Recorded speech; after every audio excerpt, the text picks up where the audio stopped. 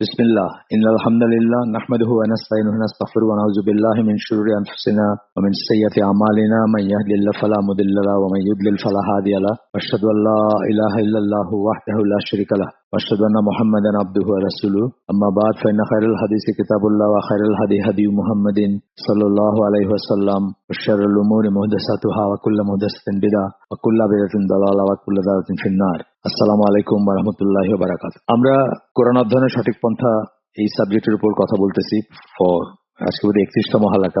এই চ্যাপ্টারটা যেটা আমরা পড়তেছি এটার নাম হচ্ছে এই টাইটেল হচ্ছে কোরআনের নিকটবর্তী হওয়ার পন্থা। ইংরেজি বইটা যেমন how to approach and understand the Quran, এই অ্যাপ্রোচ কথাটা বলতে যেটা বোঝায় সেটা হচ্ছে এই চ্যাপ্টারটাতে বলা যেতে পারে যে সেটা নিয়ে আলোচনা হয়েছে, হাউ টু অ্যাপ্রোচ, নিকটবর্তী হওয়ার পন্থা সমূহ। এখানে আমরা বেশ কিছুটু পড়ছি, সাব হেডিং গুলো আমি একটু পড়ে যাই তাহলে আপনাদের মনে পড়বে যারা ছিলেন আগে। তো যেই সাব হেডিং গুলো আমরা পড়ছি এই হেডিং এর আন্ডারে বা এই টাইটেলের আন্ডারে কোরআনের নিকটবর্তী হওয়ার পন্থা সমূহ বা হাউ টু অ্যাপ্রোচ দ্য কোরআন আমরা বলতে পারতাম এটা আর কি।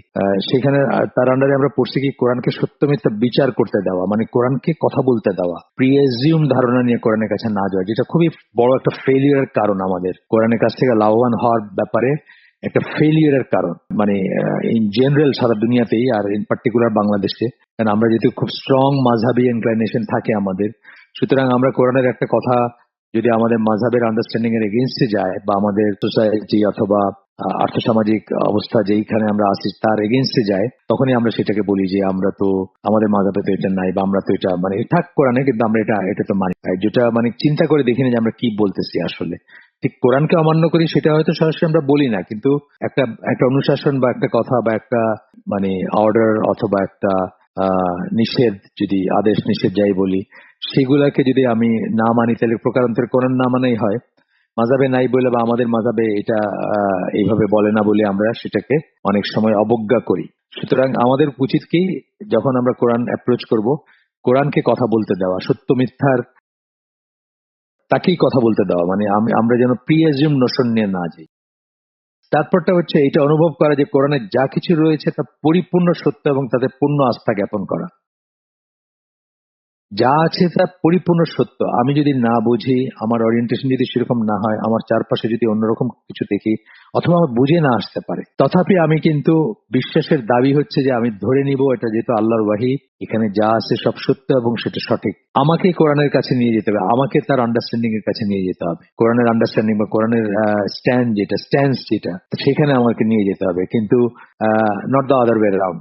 এটা করা যে কোরআনে যা কিছু আছে সেটা পরিপূর্ণ সত্য এবং এর উপর পূর্ণ আস্থা জ্ঞাপন করা। একটা হচ্ছে সত্য মনে করা, একটা হচ্ছে আস্থা গোপন করা। মাস্ট বি দ্য ট্রুথ আর কি, এই সেন্সটা।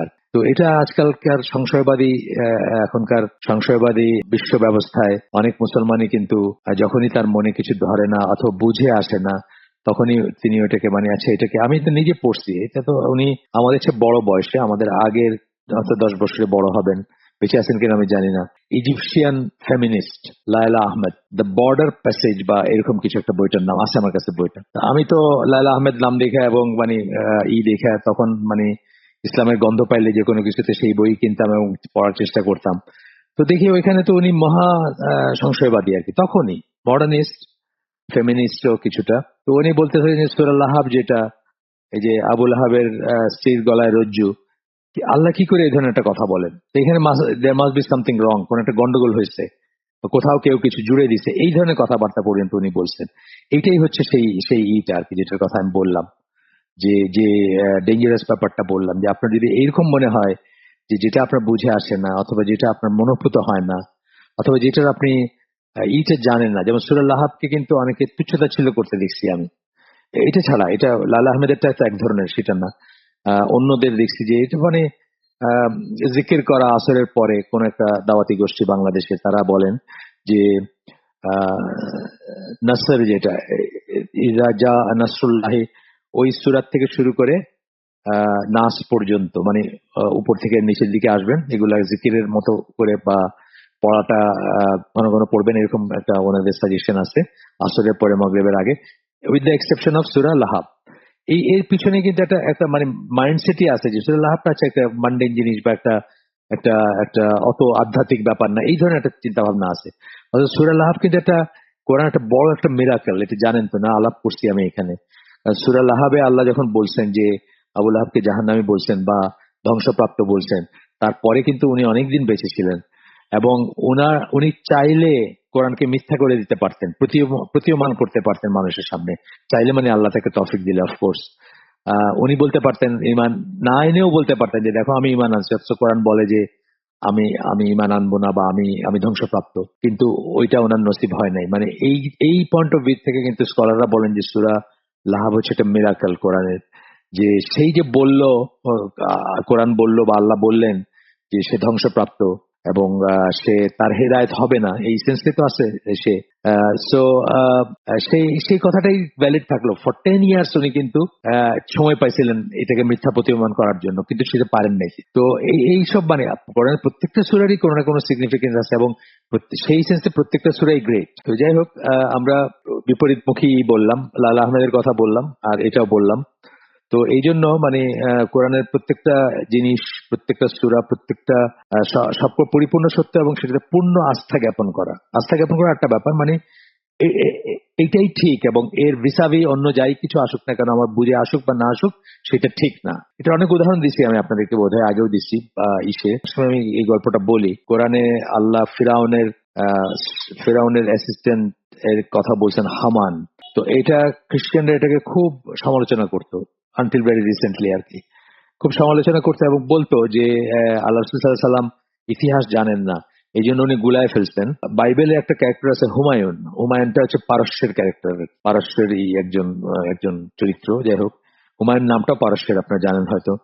তো সেটা আল্লাহ রসুল ভুল করে এটাকে ইজিপ্টের সাথে জুড়ে দিচ্ছেন। মানে ওইটা হুমায়ুনকে যদি পারস্য ঋষিকে আরবিকেই করতে, তাহলে হামানের কাছাকাছি কোনো একটা উচ্চারণ হবে এবং ওইটাকে আল্লাহ রসুল ভুল করে ইজিপশিয়ানদের সাথে জুড়ে দিচ্ছেন, এটা বলতো তারা। এবং এটা বলে অ্যাটাক করতো এবং অনেক মুসলিম স্কলারও এটাকে কি করে আনসার করবেন বা অ্যাড্রেস করবেন সেটা জানতেন না।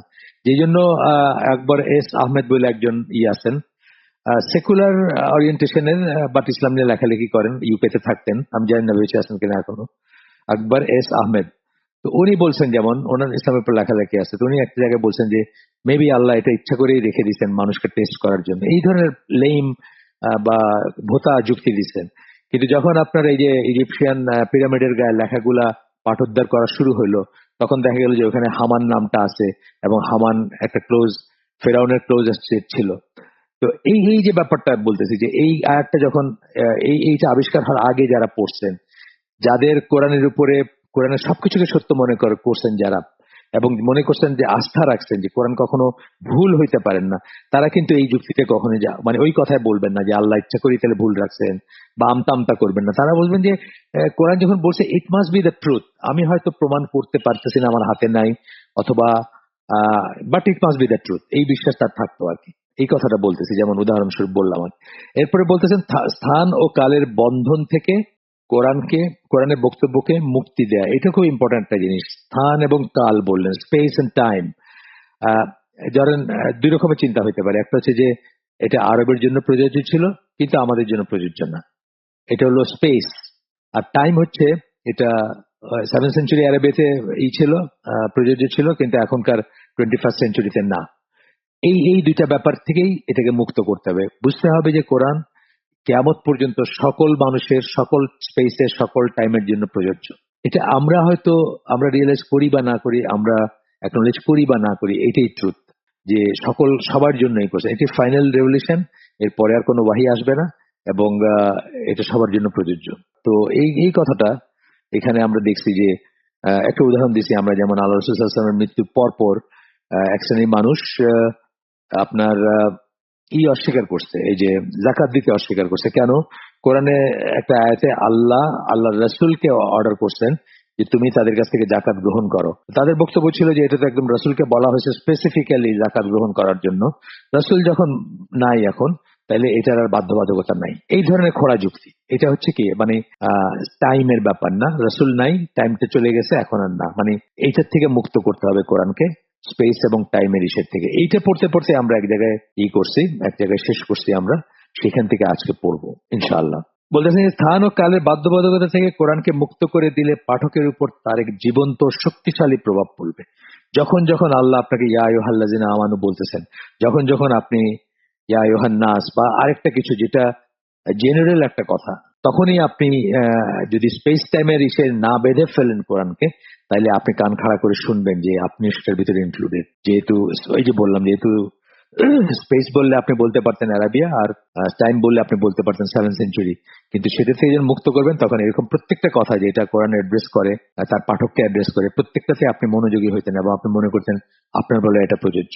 তো এই কথাটাই বলতেছেন যে তখন জীবন্ত শক্তিশালী প্রভাব পড়বে। পাঠ শেষে তিনি যখন কোরআন বন্ধ করবেন তখন তার দৃষ্টি ও দূরদৃষ্টি এক নতুন স্তরে উন্নীত হবে। দৃষ্টি এবং দূরদৃষ্টি, দূরদৃষ্টি মানে কি, আপনারা ফোর্সি করবেন যেটা সামনে, যেটা দেখবেন আগামীতে কি হতে যাচ্ছে। চোখে দেখা যায় যা বিয়ন্ড দ্যাট কিছু ব্যাপার থাকে, আমরা বলি না reading between line by line and between the lines, মানে বিয়ন্ড দ্যাট যেটা থাকে সেটা বলতেছেন। দৃষ্টি ও দূরদৃষ্টি দুইটাই আরেকটা স্তরে যাবে। এই অবস্থায় তিনি তার চারপাশে চেয়ে দেখেন, যখন তিনি তার চারপাশে চেয়ে দেখেন, যখন আপনি দেখবেন, যখন তিনি মানুষজনকে কথা বলতে শোনেন অথবা আচরণ করতে দেখেন, এবং এমনকি নিজে যখন কথা বলেন বা কোনো আচরণ করেন, কোরআনের আয়াতগুলো তখন তার মনে ভেসে ওঠে এবং এবং তিনি নিজেকে বলেন আল্লাহ ঠিক এই ব্যাপারটাই ব্যাখ্যা করেছিলেন বা করছিলেন, ওই আয়াত ঠিক এই সম্বন্ধেই বর্ণনা করছে। আমরা অনেক সময় দেখি যে আরে এটা তো এরকম জিনিসই তো ঘটতেছে এখন, বা যেমন অনেকে আমাদের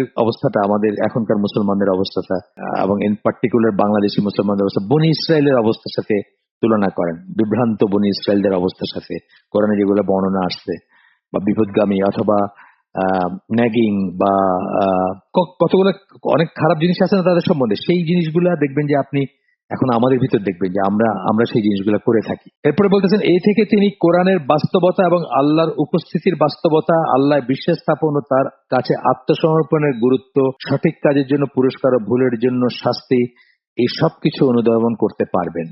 অনেক দামি একটা কথা বলছেন এখানে। দেখেন, একটা সময় আমি তো অনেক ফেজের ভিতর দিয়ে গেছি, সংশয়বাদী না থাকলেও আমার মনে অনেক প্রশ্ন ছিল, এবং একটা সময় এই প্রশ্নগুলোর আমি অনেক জায়গায় উত্তর খুঁজতাম।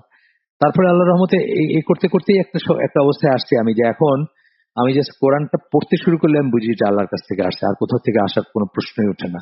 এই যে অনুভবটা বা এই যে এটা কথাই বলতেছেন এখানে, যে তখন আপনি কি করবেন, কোরআনের বাস্তবতা এবং আল্লাহর উপস্থিতির বাস্তবতা, আল্লাহ বিশ্বাস স্থাপন এবং তার কাছে আত্মসমর্পণের গুরুত্ব, সঠিক কাজের জন্য পুরস্কার এবং ভুলের জন্য শাস্তি, এই সব কিছু অনুধাবন করতে পারবেন। আপনি যখন রিয়েলাইজ করবেন প্রতিটি আয়াত পড়তে গিয়ে যে এটা it must be from Allah, it must be the truth, তখন আপনার যে মাইন্ডসেট হবে, তখন আপনি যতটুকু কনভিকশন থাকবে, যতটুকু সংকল্প থাকবে, যতটুকু আপনার মানে দৃঢ়তা থাকবে কোরআনকে ফলো করার বা ইসলামকে ফলো করার বা সেই অনুযায়ী কাজ করার, সেটা কিন্তু আপনার যদি এই রিয়েলাইজেশন না থাকে তাহলে থাকবে না। তখন হচ্ছে দেখা যায় ঠিক আছে, অনেক মানুষই এক ধরনের করে ইসলামে বিশ্বাস করে, অনেক মানুষই এক ধরনের করলে আল্লাহ বিশ্বাস করে। আচ্ছা ঠিক আছে, বুঝলাম আল্লাহ আছেন, আমিও তো মুসলমান, আমি কি মুসলমান না? আমি তো মুসলমান, আমি তো নামাজও পড়ি, আমি রোজাও রাখি, হজও করি, আমি অন্য সবকিছু করি।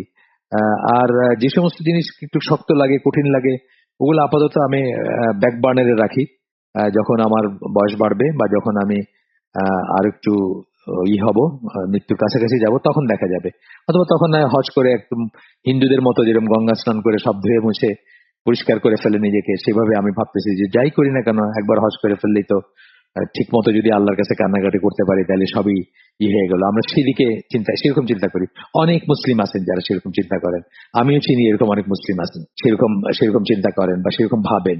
তারপরে বলতেছেন উপরন্তু কোরআন যেসব নিয়ে আলোচনা করে, তিনি যখন জীবনের ওই দিকগুলোর সম্মুখীন হবেন তখন আল্লাহর কাছে পছন্দনীয় এমন উপায় কিভাবে ওই অবস্থার মোকাবেলা করবেন সেটাও তিনি জানবেন।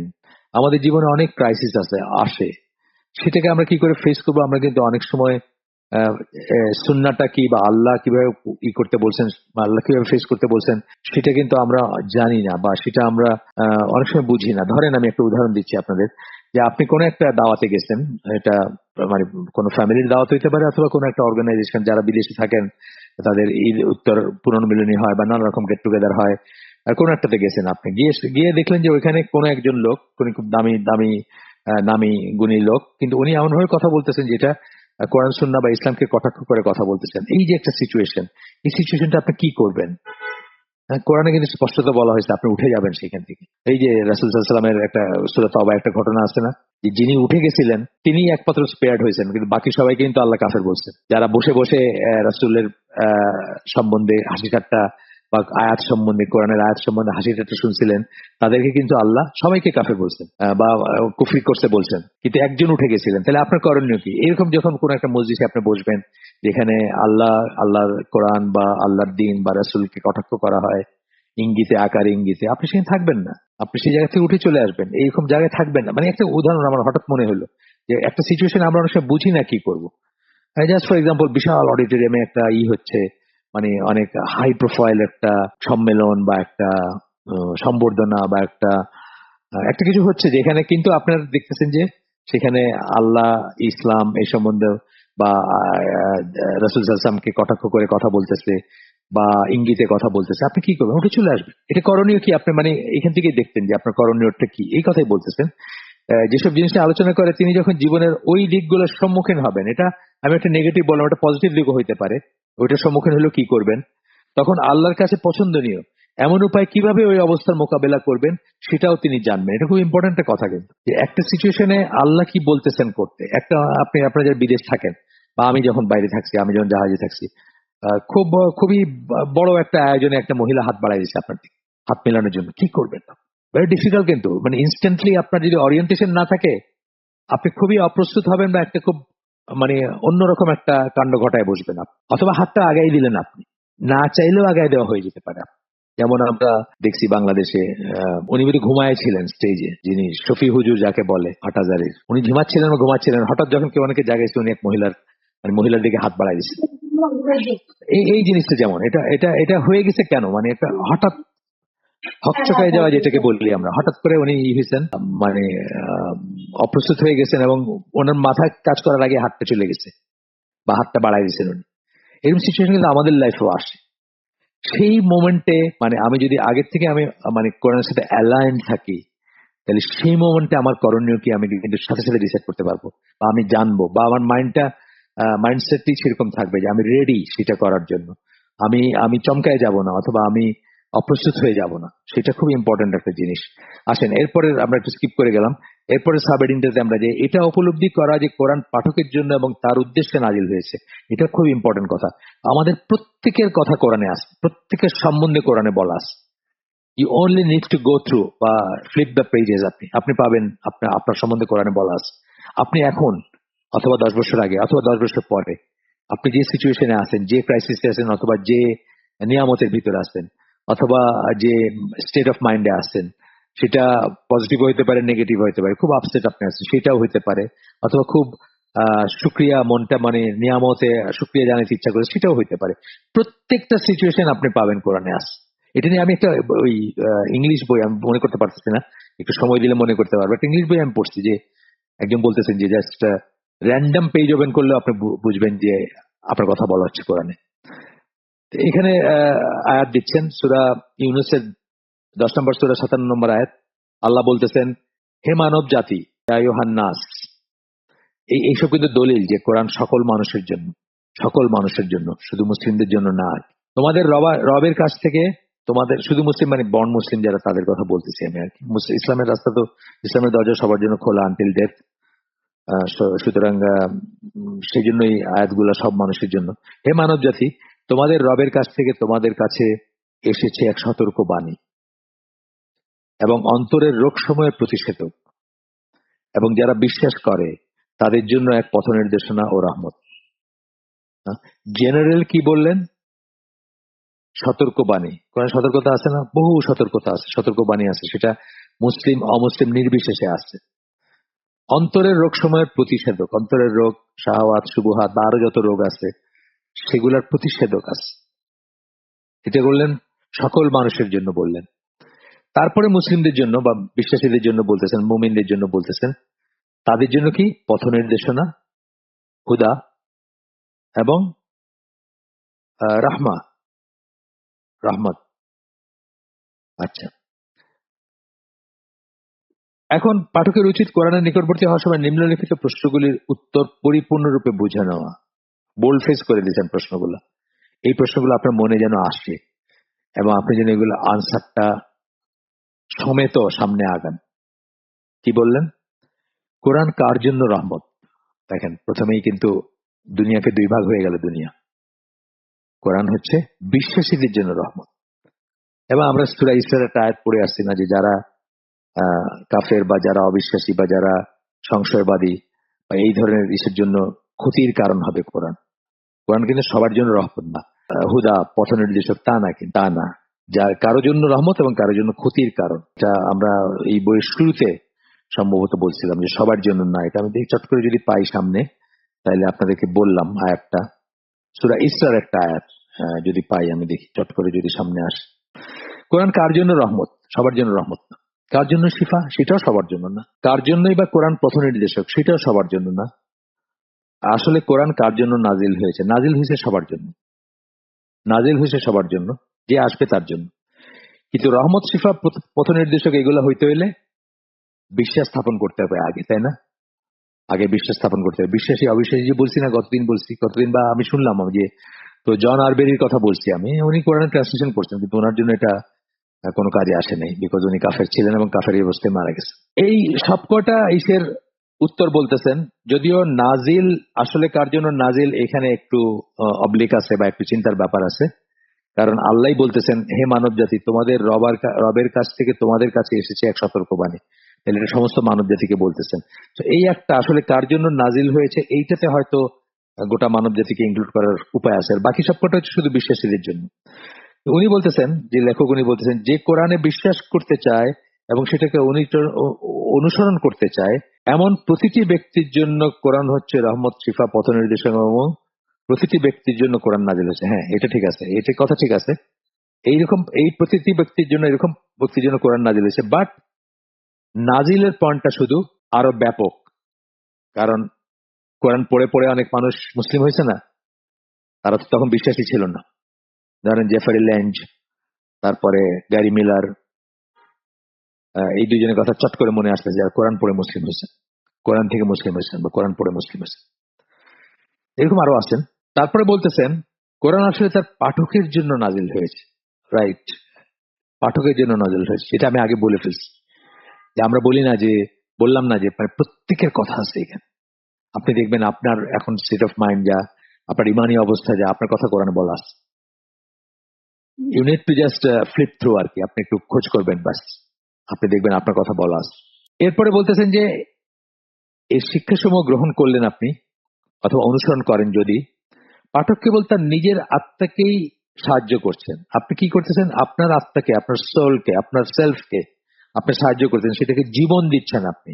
আমরা অন্যত্র পড়ছি যে কোরআনের হেদায়েতবিহীন বা কোরআনের বুঝবিহীন বা কোরআনের আলোবিহীন আত্মা হচ্ছে মৃত আত্মা।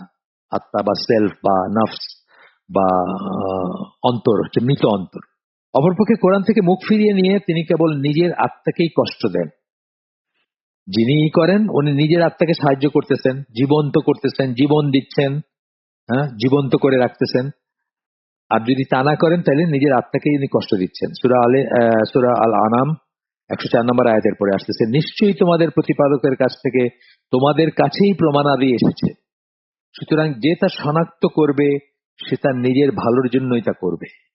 শনাক্ত করা, রিয়েলাইজ করা, আইডেন্টিফাই করা। না পড়লে কোথেকে করবেন? পড়বেন, তাদাব্বুর, তাফাক্কার যেটা বলি সেগুলো করবেন, তাহকিক করবেন, চিন্তা করবেন। তাকিলুন, আফালা তাকিলুন বলছে আল্লাহ, আকল আকল খাটাবেন, ইন্টেলেক্ট খাটাবেন, তবেই কিন্তু বুঝবেন, তাই না? সুতরাং যে তা শনাক্ত করবে, সে তার নিজের ভালোর জন্যই তা করবে।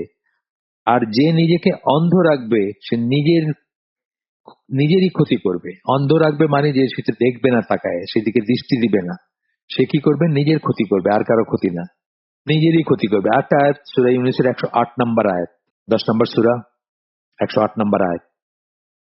এই চ্যাপ্টারটা শুরু হয়েছে সূরা ইউনূসের 57 নম্বর আয়াত দিয়ে আমরা শুরু করছিলাম।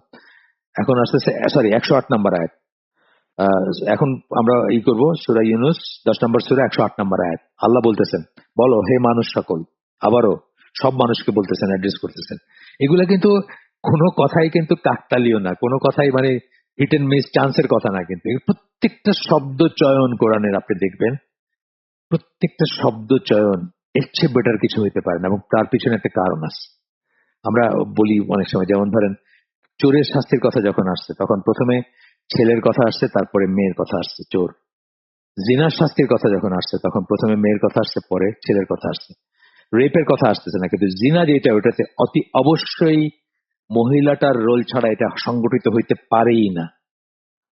একজন স্কলার বলতেছিলেন, এই যে যিনি এই কথাটা হাইলাইট করেছেন, যার কাছে আমি শিখছি এটা, উনি বেঁচে আছেন কিরম জানেন, ইজিপশিয়ান মুস্তাফা মাহমুদ।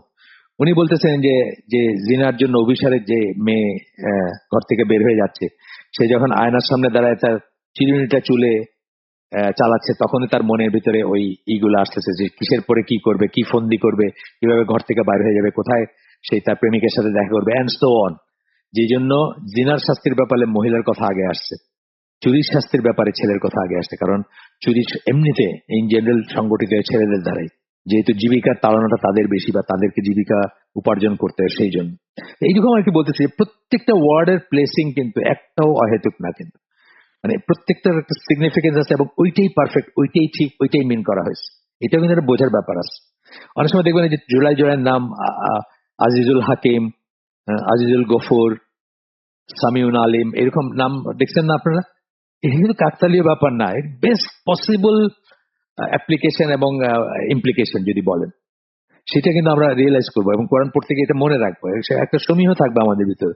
সেই জন্য হে মানুষ সকল, আবার এখানে সব মানুষকে অ্যাড্রেস করতেছেন, এখন তোমাদের প্রতিপালকের কাছ থেকে তোমাদের কাছে সত্য এসেছে, তাই যে কেউ এর দিক নির্দেশনা গ্রহণ করবে সে তার নিজের ভালোর জন্যই তা করবে, আর যে বিপদে যাবে সে নিজের ক্ষতি ডেকে আনবে। সিমিলার কথা আগের আগের আগের আগের আয়াতটা, সূরা আল আনামের যে আয়াত, তার খুব কাছাকাছি একই ধরনের মিনিং। ওইখানে আর কি আমরা ওই হে মানুষ সকল কথাটা ছিল না শুরুতে, এখানে বলো হে মানুষ সকল, কুল বলে বলতেছেন, মানে রাসূলকে বলতেছেন মানুষকে বলতে, এরকমই আর কি। তো এটা সত্যি কথা যে নাজিল হওয়াটা যদি আমরা বলি, কোরআন কখন নাজিল হয়, অবশ্যই রাসূলের বিপদদশায় হয়েছে, কিন্তু কোরআন কেবল তার ও তার সাহাবীদের জন্য নাজিল হয়নি। এইটাই হচ্ছে আর্টটা রিয়েলাইজেশন, আমাদের জন্য এবং সারা দুনিয়ার মানুষের জন্য। বরং কিয়ামত পর্যন্ত অনাগত কালের সকল বিশ্বাসীদের জন্য তা নাজিল হয়েছে। যেমনটা এখন আমরা একটা উদ্ধৃতি পড়বো, ওনার কথা আমরা আগে আপনাদের বলছি, পাকিস্তানি অরিজিনাল, ইউকেতে থাকতেন, বেঁচে আছেন কিনা আমি জানি না, বয়স হওয়ার কথা বেশ। Khurram Murad, way to the Quran, ওনার এই বইয়ের 43 নম্বর পৃষ্ঠা থেকে উদ্ধৃত। এই উদ্ধৃতিটা আমরা পুরোপুরি পড়বো। নিঃসন্দেহে কোরআন ইতিহাসের একটা নির্দিষ্ট অধ্যায় নাজিল হয়েছিল, এবং আপনাদের কাছে তা পরোক্ষভাবে বিভিন্ন ব্যক্তি, স্থান ও কালের মাধ্যমে এসে পৌঁছেছে। যে ওইখানে ওই সময় নাজিল হয়েছিল, এটা তো কোনো সন্দেহ নাই। আর আমাদের কাছে আসছে কি পরোক্ষভাবে আসছে, কি কোনো ব্যক্তির মাধ্যমে আসছে, অথবা কোনো স্থান বা কাল। আমি বাংলাদেশে আসছি, সুতরাং বাংলাদেশে আছে, এটা আগের থেকেই ছিল, আমার জন্মের আগের থেকে। হয়তো আপনার গ্রিনল্যান্ডে ছিল না, গ্রিনল্যান্ডে কেউ নিয়ে গেছেন কোনো ব্যক্তি, এটাই বলতেছেন ব্যক্তি, স্থান বা কালের মাধ্যমে এসে পৌঁছেছে। কিন্তু কিন্তু কোরআন হচ্ছে সদা জীবন্ত আল্লাহর কথা, সদা জীবন্ত আল্লাহর কথা, তা চিরকালের জন্য প্রযোজ্য, এবং তা প্রত্যেক ব্যক্তির জন্য প্রযোজ্য। একটা বললেন চিরকাল, এবং প্রত্যেক ব্যক্তির জন্য প্রযোজ্য। তাই ক্ষণিকের জন্য সেসব মধ্যস্থতাকারীকে ভুলে গিয়ে এমন ভাবে কোরআন পাঠে মনোনিবেশ করুন যেন কোরআন সরাসরি আপনার সাথে কথা বলছে। এটা খুব ইম্পর্টেন্ট একটা জিনিস, এই বোধটা থাকা যে কোরআন আপনাকে অ্যাড্রেস করতেছে, আল্লাহ আপনার সাথে কথা বলতেছে। তখনই দেখবেন আপনার মাইন্ডসেট চেঞ্জ হয়ে যাবে, যদি এটা রিয়েলাইজ করতে পারেন, মনে রাখতে পারেন। আপনার সময়কালের একজন ব্যক্তির সাথে এবং জনসমষ্টির একজন সদস্যের সাথে কথা বলতেছে এখন, নাও এন্ড হিয়ার। সরাসরি কথা শোনার এই ভাবনাটা আপনার অন্তরকে আপনি যা পড়ছেন তার সাথে আবদ্ধ রাখবে। তখন দেখবেন আপনি লেগে থাকবেন, আপনার প্রেজেন্স অফ মাইন্ড থাকবে ওখানে। এটুকুই উদ্ধৃতিটা খুররম মুরাদের ওনার বই থেকে। তারপরে বলতেছেন, একজন পাঠক, আপনি যখন কোরআন পড়তে বসবেন, আপনার এই উপলব্ধি থাকতে হবে যে কোরআন আপনার জন্য এবং আপনার হেদায়েতকে, আপনাকে হেদায়েত দেওয়ার জন্য, আপনাকে পথ নির্দেশনা দেওয়ার জন্য নাজিল হয়েছিল। এই রিয়েলাইজেশন থাকলে আপনার উপর এটার এফেক্ট এক ধরনের হবে। আর যদি এই রিলেশন না থাকে, আচ্ছা, ওয়ান্স আপন এ টাইম 1400 1450 বছর আগে অ্যারাবিয়ান পেনিনসুলাতে কোরআন নাজিল হয়েছিল, তখন আপনার বোধটা আরেক ধরনের হবে। দুইটা একদমই আলাদা ফিলিং হবে আপনার। তারপরে বোল্ড ফেস করে দিচ্ছেন একটা জিনিস, যে যখন আপনি কোরআনের কাছে যাবেন, অ্যাপ্রোচ করবেন কোরআনকে, তখন আপনি নিজেকে বলবেন, কি বলবেন, এটা ইনভার্টেড কমার ভিতরে বোল্ড ফেস করে দিচ্ছেন, আল্লাহর করুণার, আল্লাহ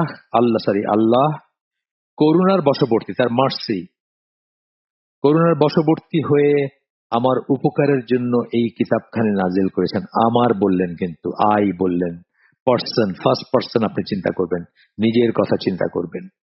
আল্লাহ করুণার বশবর্তী হয়ে আমার উপকারের জন্য এই কিতাবখানি নাজিল করেছেন। তিনি এটি নাজিল করেছেন যেন আমি আমার প্রতিপালককে জানি, আমার প্রতিপালককে আমি যেন জানি, সেটা একটা কারণ। জানা, আপনাকে জানেন তো, মানে যত বেশি জানবেন তত আল্লাহকে ভয় করবেন। জ্ঞানীরাই আল্লাহকে, কেবল জ্ঞানীরাই আল্লাহকে ভয় করে, কোরআনের আয়াত। আর আল্লাহ রসুল বলছেন যে তোমাদের ভিতর আমি আল্লাহকে সবচেয়ে বেশি ভয় করি। কেন? কারণ তিনি আল্লাহকে সবচেয়ে বেশি জানতেন। যেন আমি আমার প্রতিপালককে জানি এবং তার পছন্দনীয় পথটা দেখতে পাই। একটা হলো তাকে জানলাম, সাথে সাথে জানলাম যে কোন জিনিসটা উনি পছন্দ করেন। আমাদের কি, আমাদের জীবনের একটা মানে মানে উদ্দেশ্য, মানে একমাত্র উদ্দেশ্য কি? আল্লাহ বলতেছেন শুধু তার ইবাদত করা। ইবাদত করাটা মানে কি? ইবাদত করা মানে তাকে প্লিজ করা, যা কিছু তাকে প্লিজ করে, যা কিছু তাকে সন্তুষ্ট করে, যা কিছু তাকে খুশি করে, সেই জিনিসগুলা করা। এবং যা কিছু তাকে অখুশি করে, বিরক্ত করে, সেগুলোর থেকে দূরে সরে থাকা, রাগান্বিত করে, সেগুলোর থেকে দূরে সরে থাকা। যেন আমি আমার প্রতিপালককে জানি এবং তার পছন্দনীয় পথটা দেখতে পাই। একটা বললেন প্রতিপালককে জানবেন, আর তারপরে তার পছন্দনীয় পথটা দেখতে পাবেন, রিয়েলাইজ করবেন যে এইটা হচ্ছে আল্লাহর পছন্দনীয়, এইটা আল্লাহর পছন্দনীয় পথ।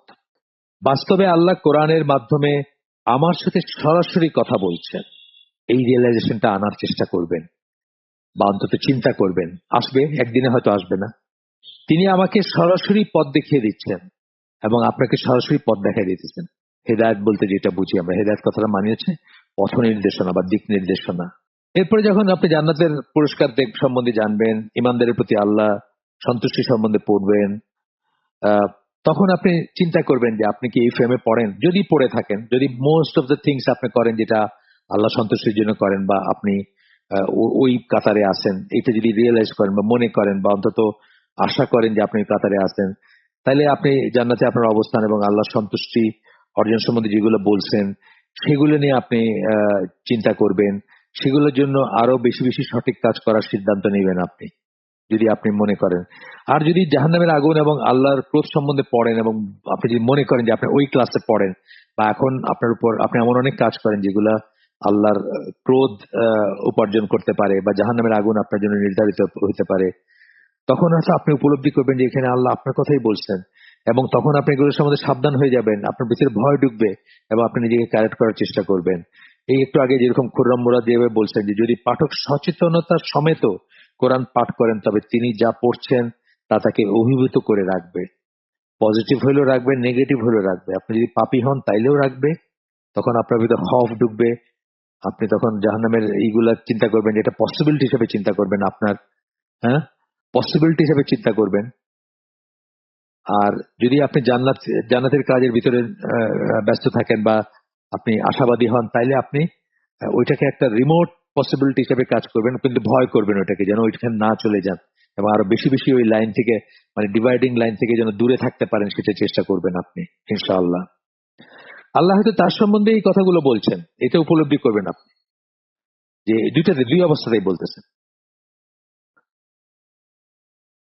এরপরে বলতেছেন যে আল্লাহ পুরস্কার সম্বন্ধে যখন পড়বেন, তখন তার অন্তর থেকে স্বয়ংক্রিয়ভাবে এই ধরনের কথা বেরিয়ে আসবে, হে আল্লাহ, তোমার পুরস্কার ও সন্তুষ্টি অর্জন করে আমাকে তাদের একজন হতে দাও। এটা আমরা বলি না, সবসময় দয়া বলি, আল্লাহ আমি যেন তাদের দলভুক্ত হই, তাদের একজন হই, বলি না, ইহদিনাস সিরাতাল মুস্তাকিম সিরাতাল্লাযিনা আনআমতা আলাইহিম গায়রিল মাগদুবি আলাইহিম ওয়ালাদ-দাল্লিন। এই কথাই কিন্তু বলতেছি আমরা, এই এই যেটা বললেন, হে আল্লাহ, যারা তোমার পুরস্কার ও সন্তুষ্টি অর্জন করে আমাদের তাদের একজন হতে দাও। আবার শাস্তি সম্বন্ধে যখন পড়বেন, তখন বলবেন, হে আল্লাহ, আমাকে এই ধরনের দুষ্ট পরিণতি ও জীবন থেকে রক্ষা করো। বারবারই এটা মনে আসবে আপনার, মানে আমরা সূরা ফাতিহাতে বললাম, জাস্ট একটা উদাহরণ দিলাম, আরো কত জায়গায় পড়বেন আপনি, সবসময় সবখানে এবং সব জায়গাতে আপনার এই কথাটা বারবার মনে আসবে, এবং আপনি নিজেকে এইভাবে বলবেন আর কি। আচ্ছা, এরপরে আমরা দেখি এখানে হাদিস আসতেছে একটা। এই হাদিসটা আমার জানা ছিল না, এই বইতে আমি প্রথম দেখছি, আগে যখন পড়ছি বইটা অথবা যখন আমি ট্রান্সলেট করছি তখন। আগে জানতাম, এর আগে জানতাম না আর কি। এখানে মুসলিমের হাদিস আয়েশা রাদিয়াল্লাহু আনহা তার বর্ণনায় আসতেছে যে রাসূল সাল্লাল্লাহু আলাইহি ওয়াসাল্লাম কখনোই রহমত শব্দটি সম্বলিত একটি আয়াত না থেমে অতিক্রম করে যেতেন না, থামতেন, পজ দিয়েছেন এখানে। এটা বলতেছেন মূলত ইসের কথা, এই যে তাহাজ্জুদের নামাজ বা ওই ধরনের, পরে আসতেছে আরেকটা বর্ণনায় আসতেছে যেটা তাহাজ্জুদের নামাজের কথা। তো বরং ওই স্থানে থামতেন এবং আল্লাহর কাছে তার রহমত প্রার্থনা করতেন। রহমতের আয়াত পাইলে বা রহমত উল্লেখিত হয়েছে, ওখানে থেমে আল্লাহর কাছে রহমতের জন্য প্রার্থনা করতেন। তারপরে বলতেছেন কি, একইভাবে শাস্তি উল্লেখ করা কোনো আয়াত তিনি অতিক্রম করে যেতেন না, বরং তিনি শাস্তির উল্লেখের স্থানে থামতেন এবং ওই শাস্তি থেকে আল্লাহর কাছে আশ্রয় প্রার্থনা করতেন। এটা তেলাওয়াতের কথা বলছেন জেনারেল। আমরা পরে দেখবো যে সালাতের ব্যাপারও আসছে। আমরা এই পরে হাদিসে আহমদের হাদিস একই আয়েশা রাদিয়াল্লাহু আনহার বর্ণনাকেই আসতেছে হাদিসটা। এখানে মুসলিম ইবন মাহরাক বলে একজন আয়েশা রাদিয়াল্লাহু আনহাকে বললেন, কিছু কিছু লোক প্রতি রাতে গোটা কোরআন একবার বা দুইবার পড়ে শেষ করেন, ফার্স্ট পড়ে না, অনেক মানুষ পড়েন, সেটা বললেন। তখন আয়েশা রাদিয়াল্লাহু আনহা বললেন, তারা তা পড়ুক আর নাই পড়ুক, তারা আসলে শব্দগুলো উচ্চারণ করছে কিন্তু তা হৃদয়ঙ্গম করছে না। এটাই বলতে চাইছেন আয়েশা রাদিয়াল্লাহু আনহা। তারপরে বললেন, আমি আল্লাহ রসুলের সাথে সারা রাত ধরে সালাত আদায় করেছি। এই বোঝা যাচ্ছে তাহাজ্জুদের সালাতের কথা বলতেছেন। এবং তিনি সূরা আল বাকারা, আলে ইমরান ও নিসা পাঠ করেছেন। তিনটা সূরা বললেন, বড় সূরা তিনটাই, সেগুলা পাঠ করছেন। তিনি এমন কোন আয়াত যাতে সুসংবাদের কথা রয়েছে তা পার হয়ে যেতেন না, যতক্ষণ না তিনি সেটার জন্য প্রার্থনা করতেন ও তা চাইতেন। শাস্তির কথা উল্লেখ রয়েছে এমন কোন আয়াতও তিনি অতিক্রম করে যেতেন না, যতক্ষণ না তিনি প্রার্থনা করতেন ও তা থেকে আশ্রয় চাইতেন। এই হাদিসের যেটুকু আছে এখানে, সেখান থেকে আমি বুঝতেছি যে তেলাওয়াতের ভিতরেই চাইতেন উনি। এবং যেহেতু নফল নামাজ, যেহেতু নামাজ, এবং এটা একটা নতুন জিনিস আর কি, বললাম না যে এই হাদিসগুলো আমি এই বই ট্রান্সলেট করার আগে বা এই বই পড়ার আগে জানি নাই। আচ্ছা, এরপরে আসতেছে, যখনই আল্লাহ বলেন হে বিশ্বাসীগণ অথবা হে মানবকুল, স্পেশালি হে বিশ্বাসীগণ যখন বলেন, এটা এই লেখকও বলছেন বা অন্যান্য জায়গায় আসছে, যে আপনি যদি সেদিকে কর্ণপাত না করেন বা না রিয়েলাইজ করেন যে আপনাকে বলা হচ্ছে, তাহলে আপনি বিশ্বাসীদের দলে নাই, তাহলে অন্য আপনি কোন দলে থাকবেন? বিশ্বাসীদের দলের বাইরে যে দল, সেটা তো খুব একটা খারাপ একটা জিনিস, তাই না? খুব গর্হিত একটা জিনিস। সুতরাং আপনার উচিত যখনই ইয়া আইয়ুহাল্লাযিনা আমানু বলতেছেন আল্লাহ, তখন কান খাড়া করে শোনা, নিজে তেলাওয়াত করার সময় স্পেশালি করা, যে আপনাকে অ্যাড্রেস করতেছেন বা আপনি বিশ্বাসীদের একজন সেই হিসাবে। এখানে বলতেছেন যখনই আল্লাহ বলেন হে বিশ্বাসীগণ অথবা হে মানবকুল, তখন একজন বিশ্বাসী এমন ভাবে সাড়া দেন যেন তিনি কাউকে তার নাম ধরে ডাকতে শুনলেন। হ্যাঁ, ঠিক আপনাকে যেমন আপনার নাম ধরে, আমাকে যদি কেউ কোন একটা ভিড়ের ভিতরে আমার নাম ধরে ডাকে, আমি যেমন সচকিত হয়ে তাকাই কোথা থেকে আসতেছে আওয়াজটা, সিমিলারলি আপনার নাম ধরে ডাকলে যে এফেক্ট হবে, সেরকম এফেক্ট যেন হয় যখন আল্লাহ বলতেছেন ইয়া আইয়ুহাল্লাযিনা আমানু, অথবা ইয়া আইয়ুহান নাস যখন বলতেছেন, হে মানবকুল, বা এইভাবে যখন বলতেছেন। এবং এইটা রিয়েলাইজ করবেন যে আপনার জন্যই, আপনাকে উদ্দেশ্য করে এই আয়াতগুলো নাজিল হয়েছে বা এই আয়াতটা নাজিল হয়েছে। সেটা কথাগুলো বলে আসছেন, আবার বলতেছেন। সাহাবী আব্দুল্লাহ ইবনে মাসউদ উনি বলেন, এটা আসার, ওনার কথা, হাদিস না, যখন তা ব্র্যাকেটে কোরআন বলে হে বিশ্বাসীগণ, তোমাদের উচিত খুব মনোযোগ দিয়ে শোনা, কেননা তা তোমাদের কিছু আদেশ করছে যা তোমাদের জন্য ভালো, অথবা তা তোমাদের কিছু বারণ করছে যা তোমাদের জন্য খারাপ। এটাই আমরা এতক্ষণ যা বললাম সেটাই আরেকটা ভাষায় বললেন, আরেকভাবে বললেন। এরপরে আমরা একটা উদ্ধৃতি পড়বো। এই উদ্ধৃতি পড়ার আগে উদ্ধৃতি সম্বন্ধে উদ্ধৃতি পড়া দরকার একটু। সেটা হলো ইমাম ইয়াহিয়া উলুমুদ্দিন বই, আবু হামিদ আল গাজ্জালি, আমাদের দেশে তাকে নিয়ে খুব আহাহু আছে। ওনার অনেক বড় বড় কাজ আছে, আবার অনেক বড় সমস্যাও আছে ওনার। তো এই অরিজিনাল যে বইটা, ইংলিশ বইটা, সেইখান থেকে একটু আমি উদ্ধৃতি পড়বো। এখানে ইয়াহিয়া উলুমুদ্দিন থেকে উদ্ধৃতি করছেন, কিন্তু অরিজিনাল বইতে জামাল জারা বোঝো পাঠকদেরকে সাবধান করছেন। কি বলছেন? It should be noted that Al-Ghazali's book is replete with fabricated, very weak and weak hadith, as well as many concepts and opinions that are inconsistent with the belief of Ahlus Sunnah wal Jama'ah. উদ্ধৃতি করছেন ঠিকই, কিন্তু আপনাকে সাবধান করে দিচ্ছেন। আমরাও এই কাজটা করি এবং এই জন্য আমাদের উপর অনেকে খাপা। একটা ইউকেতে থাকে একটা ইয়াং ছেলে, হিজরত করছিল, দেশে চলে আসছিল, সুফি সুফি ভাব তার আর কি। তো যখনই আমাকে বলছে তার সম্বন্ধে যে তার এরকম ইনক্লাইনেশন আছে, আমি একটা হালাকায় পারপাসলি ইয়াহিয়া উলমুদ্দিনের কথা বলছি। সে ওইখান থেকে তেলে বেগুনে জয়লা উঠে গেছে। পরে মানে শুনছে, শুইনা চলে গেছে, গিয়া যার বাসায় বা যেই যেই বিল্ডিং এ আমি হালাকা করতেছিলাম ওই বিল্ডিং এর মালিককে পাঠাইছি যে ওনার সম্বন্ধে খুব সাবধান থাকবেন, উনি ইয়াহিয়া উলমুদ্দিনের সমালোচনা করছে। তা আমি তার নিজে থেকে করি নাই, আমি এইসব থেকে করছি। যাই হোক, তো বলতেছেন যে কি বলতেছেন, ফেব্রিকেটেড আছে, ভেরি উইক আছে, উইক হাদিস। ফেব্রিকেটেড মানে তো জাল হাদিস যেটাকে আমরা বলি, এবং অনেক কনসেপ্ট আছে যেগুলো আহলুস সুন্নাহ ওয়াল জামার আকীদা মানহাজের সাথে যায় না। সাবধান করে দিচ্ছেন আপনাকে ইংলিশ বইটাতে। At the same time, though, it does contain many passages that are quite enlightening and have been of benefit to the scholars of Islam since Ghazali's time. কিন্তু কি এমনও অনেক ভালো ভালো ভালো জিনিস আছে যা যা আপনার মানে তার পরের সময়ের মানুষদেরকে অনেক জ্ঞান দিয়েছে, which is true. এটা এটা শুধু তার বেলা না, এরকম অনেক স্কলার আছেন যাদের থেকে আমরা হয়তো ভালো কিছু একটা অংশ নেই, বলিও, অ্যাকনোলেজ করি, কিন্তু বাকিদের সম্বন্ধে সাবধান করবো। মৌলানা মওদুদী সম্বন্ধে একই কথা, আপনার জামাকশারি সম্বন্ধে একই কথা, তারপরে ফখরুদ্দিন রাজি সম্বন্ধে একই কথা।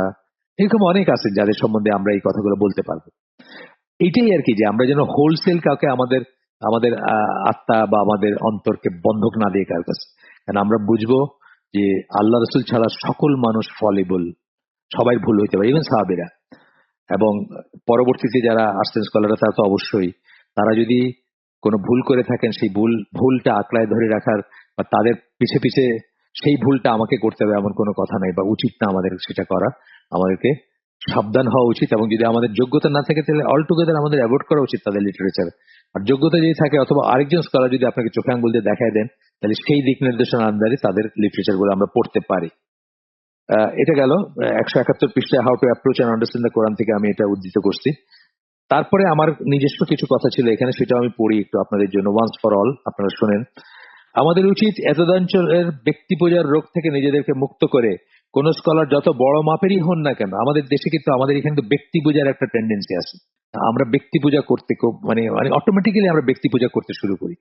নজরুল ইসলাম, ইকবাল, এই ইমাম গাজালির কথা বলি, এরকম কত মানুষের পূজা করি আমরা, মানে তাদেরকে ইনফলিবল, তারা কোনো ভুল করতে পারেন না, তারা সকল ভুলের ঊর্ধ্বে, এইরকম একটা নোশন থাকে আমাদের অনেকের ভিতরে, সেটা যেন আমাদের না থাকে। যত ব্যক্তি পূজার রোগ থেকে নিজেদের মুক্ত করে, আমাদের উচিত এতদাঞ্চলের ব্যক্তি পূজার রোগ থেকে নিজেদের মুক্ত করে, কোন স্কলার যত বড় মাপেরই হন না কেন, তার মত পথের ভ্রান্তির সাথে সম্পর্ক ছেদ করে নিজেদের ইমানের দাবি পূরণ করা। কেননা আমাদের জন্য পৃথিবীর কেবল একজন মানুষকে নির্দিষ্ট করে দিয়ে আল্লাহ পবিত্র কোরআনে বলেছেন, কেউ রসুলের আদেশ মেনে চললো, কেউ রসুলের আদেশ যে মেনে চললো, তার অর্থ হচ্ছে সে আল্লাহরই আদেশ মানলো। সূরা নিসার 80 নম্বর আয়াত। এটা বারবার আমরা এইখানে পড়ছি এবং সুন্নাহর কর্তৃত্ব মর্যাদায় বারবার এই আয়াতটা আমাদের জন্য আসছে, বারবার আমরা এই আয়াতটা পড়ছি। খুব ইম্পর্টেন্ট একটা আয়াত, যেটা একজন, এই মহাবিশ্বে একজন মানুষের বেলা বলা হয়েছে যে তাকে মানলো সে আল্লাহকে মানলো। সুতরাং কেবল একজন বা একজনের সূত্র থেকে প্রাপ্ত জেনে আমাদের করা যে কোনো কাজ নিয়ে রোজ কেয়ামতে আমরা আল্লাহর সামনে যদি হাজির হই, তবে আমরা সেই কাজকে যথার্থ প্রমাণ করতে পারবো। শুধু একজনের দলিল যদি দেই যে আয় আল্লাহ, আমি মনে প্রাণে জানছি, বিশ্বাস করছি, তাকিক করছি যে এই কথাটা আল্লাহ রসুল বলছেন, সেই জন্য আমি কাজটা করছি। ইভেন যদি আপনি একটা ভুল কাজ করে থাকেন, তাও আল্লাহর সামনে আপনার একটা অজুহাত থাকবে, আর কারো ব্যাপারে থাকবে না। কিন্তু আর কারো গ্রেটনেস এর দোহাই দিয়ে ভ্রান্ত কোনো কার্যকলাপের জন্য পার পাবার কোনো উল্লেখ কোরআন বা হাদিসে নেই। ইমাম আবু হানিফা বলছেন, দেখে আমি সারা জীবন একটা ভুল কাজ করে গেছি, আল্লাহ এই কথা বলতে পারবো না, এই কথা বলার কোনো স্কোপ নাই। আমাদের দেশের এক শ্রেণীর বুজুর্গ তাদের জাহেলিয়াত ও জ্ঞান বিমুখতার প্রভাবে এমন কথা উচ্চারণের ধৃষ্টতা দেখান যে, এটা আমার নিজের কানে শোনা, কোরআন ও সমগ্র হাদিস ভান্ডার হারিয়ে গেলেও কেবল ইমাম গাজ্জালির রচনাবলী সংরক্ষিত থাকলে ইসলাম টিকে থাকবে। আমার নিজের কানে শোনা, এটা মানে কোনো সেকেন্ড হ্যান্ড কথা না। যা কোনো বিচারেই যা যে কোনো বিচারেই উৎপত্তিগামিতা, হেরেসি যেটাকে আমরা বলি, উৎপত্তিগামিতার সামিল, অতি অবশ্যই বিরাট এবং উৎপত্তিগামিতা, হেরেসি যেটাকে বলি, ডেভিয়েন্ট যেটাকে বলি। এত কথা আপনাদের বললাম ইমাম গাজ্জালির একটা উদ্ধৃতি পড়ার আগে, কারণ উদ্ধৃতি শুনে আপনি যদি চমৎকৃত হন আর তারপরে যে হোলসেল তার কাছ থেকে নেন ইয়াহিয়া উলমুদ্দিন, তাহলে সমূহ বিপদের সম্ভাবনা আছে। যদিও এই বাণী ব্যাকেটে কোরআনের আয়াত সবার উদ্দেশ্যে, বাস্তবে তা ব্যক্তি বিশেষের জন্য। পাঠকই হচ্ছেন সেই ব্যক্তি যাকে উদ্দেশ্য করা হয়, যিনি না পড়লো তার জন্য তার রইল না। যদিও আল্লাহ বলছেন সমস্ত মানব কুলের জন্য, কিন্তু সে এর কাছেই গেল না, পড়েই দেখলো না, তার জন্য তার রইল না, এই কথা বলতেছেন আপনি। বাকি মানুষের ব্যাপারে তার কিছুই আসে যায়, তার উপলব্ধি করা উচিত যে এখানে তাকেই বলা হচ্ছে, যে পড়বে তার উপলব্ধি করা উচিত। আল্লাহ বলেন, যেন আমি তোমাকে সতর্ক করতে পারি এবং অন্যদেরও যাদের কাছে এই বাণী পৌঁছে। সূরা আল আনাম 19 নম্বর আয়াত ইমাম গাজ্জালী উদ্ধৃত করছেন এখানে। মুহাম্মদ ইবনে কাব আল কুর্দি বলেন, ইমাম গাজ্জালী উদ্ধৃত করতেছেন ওনাকে, পবিত্র কোরআন যার কাছে পৌঁছায় ব্যাপারটা এমন যে আল্লাহ যেন তার সাথেই কথা বলে। মানে সেকেন্ডারি উদ্ধৃতি শেষ এখানে। কেউ যখন এই উপলব্ধিতে উপনীত হবেন তখন কেউ কোরআন তেলাওয়াত করাকেই তার শেষ করণীয় বলে ভাববেন না, বরং তিনি এমন ভাবে পড়বেন যেভাবে একজন কৃতদাস তার মনিবের একখানা চিঠি পড়বে। এই চিঠিখানা মনিব তাকে আদেশ নিষেধ সমেত পাঠিয়েছেন পড়ে দেখতে এবং তার আদেশ অনুযায়ী কাজ করতে। এই জন্য এক আলেম বলেছেন, এই কোরআন হচ্ছে আমাদের প্রভুর কাছ থেকে আমাদের কাছে আসা তার চুক্তি সম্বলিত চিঠি সমূহ অথবা বাণী সমূহ ব্যাখ্যা, যেন আমরা সালাতের সময় সেগুলো নিয়ে ভাবি এবং একাকী সময়েও সেগুলো নিয়ে ভাবি, আর আনুগত্য ও সুনানের কাজ হিসাবে সেটাকে প্রয়োগ করি।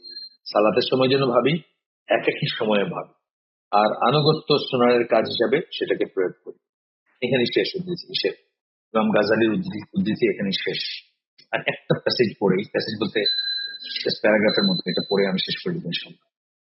কোন মনিব বা বন্ধুর কাছ থেকে বা ঊর্ধ্বতন কারো কাছ থেকে আদেশের চেয়ে অবশ্যই কোরআনের অনেক অনেক কোরআন অনেক অনেক বেশি গুরুত্বপূর্ণ। আমাদের বস, আর কি মনিব বলতে দেন, এখন তার কৃতদাস কথা নাই, এখন আমাদের বসের কথা, অফিসের বস ধরে, তার কাছ থেকে অথবা বন্ধুর কাছ থেকে আসা একটা চিঠির থেকে এটা অনেক বেশি গুরুত্বপূর্ণ, তাই না? অনেক বেশি গুরুত্বপূর্ণ হওয়ার কথা। এবং আমাদের অনুভব করা উচিত যে এটা ব্যক্তিগত পথ নির্দেশনা, ব্যক্তিগত, আমি ব্যক্তিটার জন্য এখানে দিক নির্দেশনা আছে। Do this, do not do this. পাঠকের জন্য এটা একটা ব্যক্তিগত রহমত বা রহমত যেটাকে আমরা বলি। তার অন্তর ও আত্মার রোগ মুক্তির জন্য শিফা, ব্যক্তিগত পর্যায়ে সেটি। আপনার অন্তর এবং আপনার আত্মার রোগ মুক্তির জন্য এটা শিফা। কোরআন কার কাছ থেকে আসছে এটা যদি আপনি উপলব্ধি করেন, আর যদি এটা না বোঝেন যে এটা আপনার দিক নির্দেশনের জন্য, আপনার জন্য নাজিল হয়েছে, তাহলে তার পাঠে কমতি থাকবে, তাহলে আপনি এটা থেকে লাভবান হবেন না, যতটুকু হইতে পারতেন সেটা হবেন না। দুইটা জিনিস, কার কাছ থেকে আসতে রিয়েলাইজ করা এবং কার জন্য আসছে সেটা রিয়েলাইজ করা। এই কার জন্য আসছে প্রথমেই ফার্স্ট পার্সন সিঙ্গুলার নাম্বার, মানে আপনি আপনার কথা চিন্তা করবেন। এরপরে বলতেছেন যে এটি যদি না হয়, যদি না রিয়েলাইজ করে যেটা আপনার জন্য আসছে, আপনার সাথে কথা বলতেছে, তাহলে কি হবে? সারা জীবন কোরআন পড়েও এরকম পাঠক শেষ মুহূর্ত পর্যন্ত এটা না অনুভব করতে পারেন যে এটা তার জন্য, তার পথ নির্দেশনা এবং তার জন্য এক রহমত।